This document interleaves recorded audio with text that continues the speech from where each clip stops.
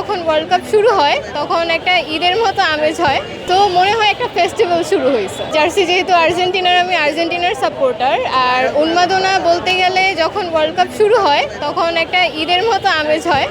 কালকেও অনেক বন্ধু বান্ধবদের সাথে কথা বলতেছিলাম যে একটা ঈদ ভাইব পাচ্ছি। অলরেডি ওয়ার্ল্ড কাপ শুরু হলে চারিদিকে যেমন আমেজ শুরু হয়, সো মনে হয় একটা ফেস্টিভ্যাল শুরু হয়েছে।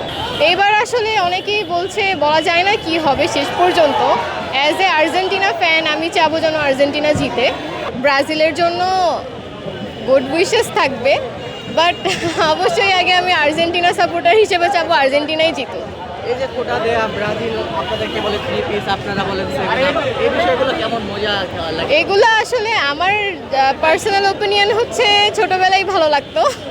যারা আর কি জেনুইন সাপোর্টার তারা আসলে এই টাইপ জিনিস থেকে একটু দূরেই থাকে, কারণ সবাই জানে। আবার অনেকে এটাও স্বীকার করে যে আর্জেন্টিনার মেসি ভালো খেলে, ব্রাজিলের নেইমার ভালো খেলে, পর্তুগালের রোনালদো ভালো খেলে, সো এটা যার যার চয়েস।